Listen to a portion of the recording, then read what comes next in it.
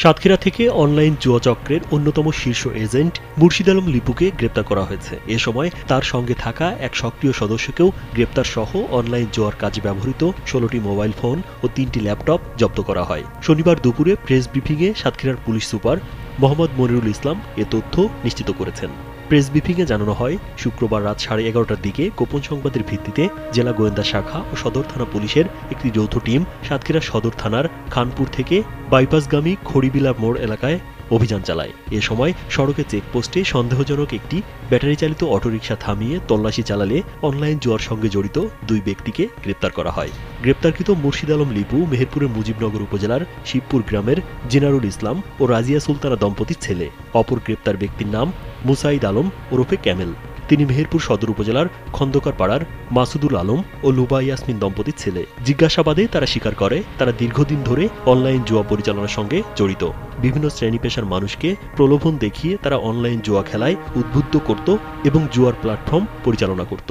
DB team এবং সদর থানার টিম দুইটা একত্রিত একটা অভিযান পরিচালনা করছিল।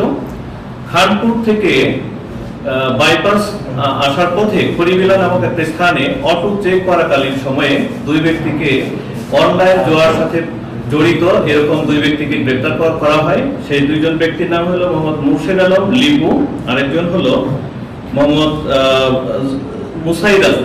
এই 2 জন ব্যক্তিকে পাওয়া যায় এবং তাদের সাথে দেখা যায় যে তারা অনলাইন সাইট পরিচালনা করছে এবং তার সাথে দেখা যায় যে তাদের অনেকগুলো মোবাইল, 14টা মোবাইল এবং 3টা ল্যাপটপ তাদের সাথে পাওয়া যায়।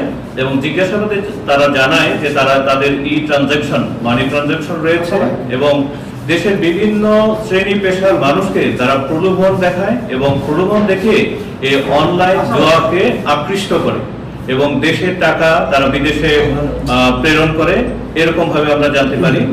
এই সংশ্লিষ্টে সাতক্ষীরা জেলা পুলিশ একটি মামলা রুজু প্রক্রিয়াধীন রয়েছে এবং আমরা তাদের জিজ্ঞাসাবাদে যে লিপু সে অনেক বড় ধরনের একজন অনলাইন জুয়ারু, তাকে জিজ্ঞাসাবাদ করে আমরা জানতে পারি 2021 সালে তার নামে আরো একটি মামলা রয়েছে, যে মামলাটি সিআইডি তদন্ত করছে।